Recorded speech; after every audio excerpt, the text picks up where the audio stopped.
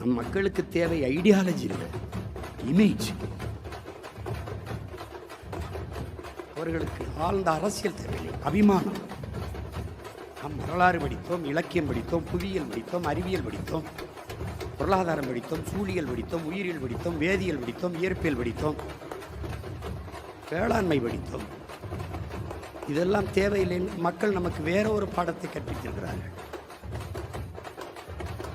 இது புது பாடம்தான், அதையும் நாம் படிப்போம், அதையும் நாம் படிப்போம். மின்சாரம் இல்லாத இரவுகளில் மக்கள் மெழுகுவர்த்தியை தேடுவார்கள் என்கிறார்.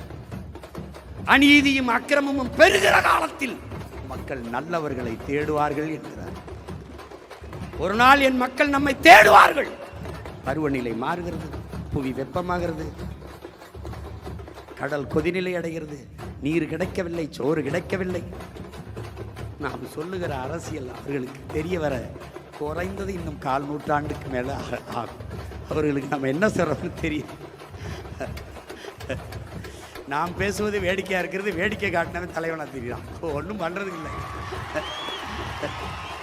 ஒன்றும் பண்றது இல்லை. அவர்களுக்கு தேவை கருத்து அல்ல, வெறும் கவர்ச்சி. கவர்ச்சி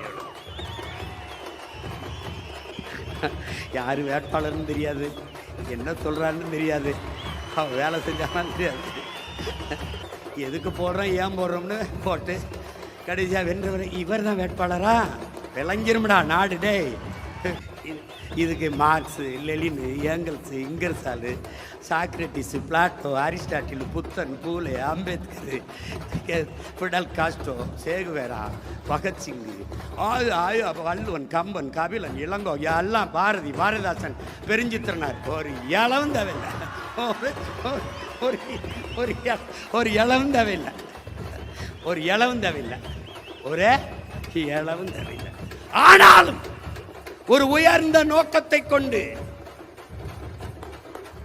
அதை நிறைவேற்றுவதற்காக தொடர்ந்து செயல்படுகிற முயற்சிதான் வரலாற்றில் பிற்காலத்தில் வருகிற மக்கள் படிக்கிற வரலாறாக மாறுகிறது என்கிறான் மாமேதை மார்க்ஸ்.